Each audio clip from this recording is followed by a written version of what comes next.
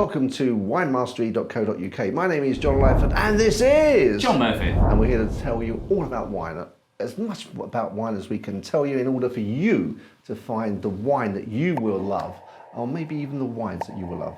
On this particular occasion, we are tasting a Southeast Australian wine. It is... He insists on doing it. I'm sorry. Go on, John, sorry.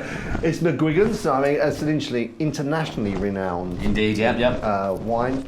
Now, it purchased this bottle for £5.10. It's not bad, that, I mean, the 10p irked me a little bit. Why they couldn't just round it to... I can imagine you getting your coppers together, the 2, 4. Is it all there yet? But, you know, so obviously a very, very competitive price. I say it's a Merlot, so let's see what it does, huh? So look, John. Let's have a look at the colour. Now, we have reviewed some Merlots recently, and to me, this particular one is a little bit more tawny than others. Yeah. Not quite as, also is a little bit more translucent, a little bit lighter. I think you're spot on with all those things, yeah? Yeah. It is, let's say, translucent. It looks a lot lighter, doesn't it? Watery is probably not the right word, but No, you know what I'm thinner. saying? Thinner, thank you, John. No, it's a word you normally use. I know it is, but I say watery. And the colour is not very, like you see, it's almost leaning towards that little bit of tawniness. Yeah, as if it's been aged. Yeah. I can't imagine it has, though. No, I can't. Not for £5.10p. Let the 10 pence go, John. Just Okay. let the 10 pence go. I'll talk to my counsellor later. It's for the best. Yeah, sure. Right, so let's have a go on the old nose. Okay. Then. Oh, I'm really struggling. to get anything. It's hard work, is that one, isn't it? Now, other Merlots we've had, because of the amount of fruit in there, they've sort of not sprung up at us, but this is... Yeah. You know, I'm struggling. Now, if the taste is anything like the smell, it's hardly going to taste of anything. It's... Oh. So, you know what, I'm going to say, because I'm not picking much up in the way of...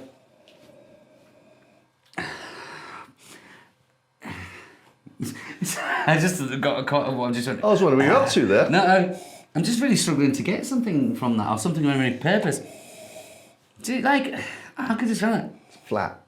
Yeah, it's just like, it's almost disappointing. Yeah. Almost disappointing. So I'll tell you what, I'm just going to go ahead and get that tried, because I'm curious. See if that gets any better. Okay, let's taste.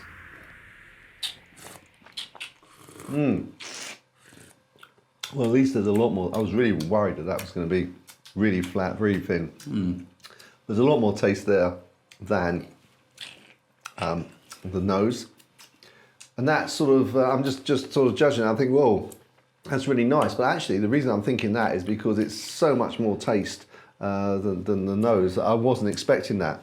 If I compare that to some of the Merlots that we've had before, then that actually starts to ratchet it down. I'm completely with you, 100% with the whole, you know, compared to the nose, okay, it was a much bigger surprise what the actual flavour was, but still, I'm finding that very thin, very thin.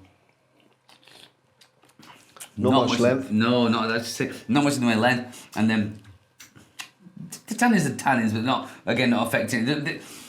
It's not a complex wine for me, is that, and I say that I find that very, very thin.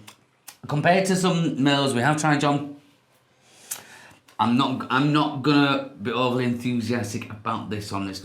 You know, although it's £5.10, I'd rather pay a bit more money and have a nicer wine. Well, this evening in a previous review we did a Spanish white Vienna Sol, I think it was. That was one, yeah. Yeah, and that was, I think, £5.75. It was white wine, but the taste that gave up, the nose, there was so much more going on, you know, for an extra 65p. Yeah. So, you know, an extra 65, it proves that it can be done at that price.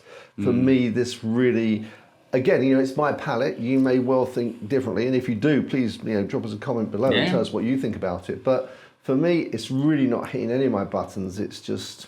I think to use one of your expressions is meh. Meh. Yeah, it's meh. You wouldn't. I'd be embarrassed to pour that for a friend. That was going to be the next thing. It was one of these things, without wanting to sound like, you know, a bit... I would, yeah. If a friend come round and I had a choice of that, and let's say the white wine we had previous in the evening, I'd go for the white every other week. Yeah. That'd be something that'd be all, forever be pushed to the back of the cabinet. Oh, another time. Yeah, I mean, you might. I mean, there's someone, you know, actually, I really, really sound awful saying this, but this sort of shows you where I put it in my category. I'd probably, now I've opened that, I probably will actually give the rest of that away, or it will go in my cupboard for food, for when I'm cooking. Yeah. So... Sorry.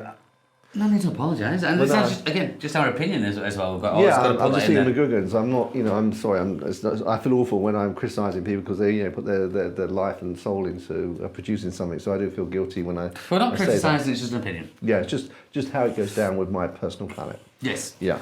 So, excuse me, pairing. Oh wow, pairing.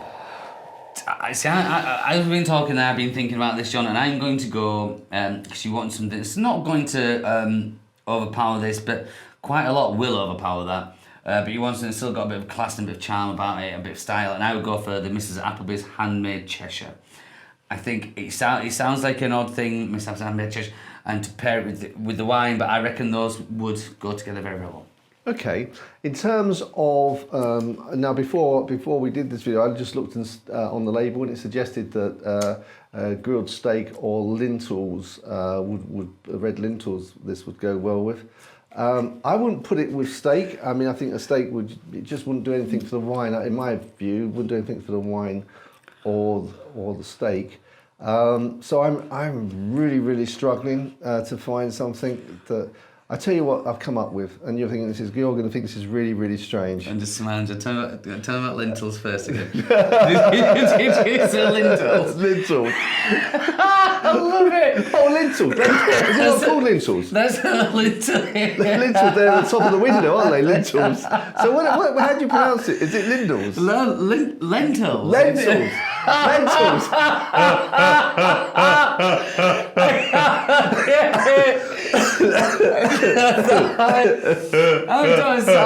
sorry, George. I just wanted to make... Yeah, that would be a little bit chewy. I think that would be your teeth, lentils. I can see how those would match. But sorry, John. I digress. Yeah. What you say it's going to sound a little bit odd, but I'm willing to listen. Yeah, I'm going to say a bacon sandwich. Okay. Yeah, that's a bit off the wall, but yeah, I would go with that. Salt in that and this, and maybe a little tiny bit of brown fruit sauce in it. I would say that's what I would go with. Wow, I think that's a good call. The only problem is you don't often have wine with your bacon sandwich in the morning, do you? Or do you? Well, being retired, John, this must be some of us. I know afforded that luxury. Some of us have to wear. Well, why not? No, I've a shop to run. I can't have. No, but sorry, Sunday morning, reading the papers, you know, you... A bacon sandwich and a glass of Merlot. Yeah. You know, sort of late in the morning, 11 o'clock-ish. How the other half live is all I will say. Right, scores. Okay. This really isn't for me, so, you know, guys, you may well find this you know, you may want to score it differently, but for my personal palate, I'm afraid I can just give that a 66. And I don't think I'll be far behind John with that. I think a 64. Okay. It's going to be my pick. It's just meh. Mm-hmm. Yeah. I mean, you know, if I was given that, I have to say, if I was given that at a party, I'd make really hard work of it because I wouldn't want my glass to be filled up again. Mm-hmm. Sadly. It's what it is, John. It's what it is. It is what it is. But that's how you think differently. Please let us know. So until the next time, guys. Really look forward to seeing you there. If you haven't subscribed. If you've got any wines you think we should be tasting, then let us know. Until then, we'll see you in the next one. Chin chin. Chin chin.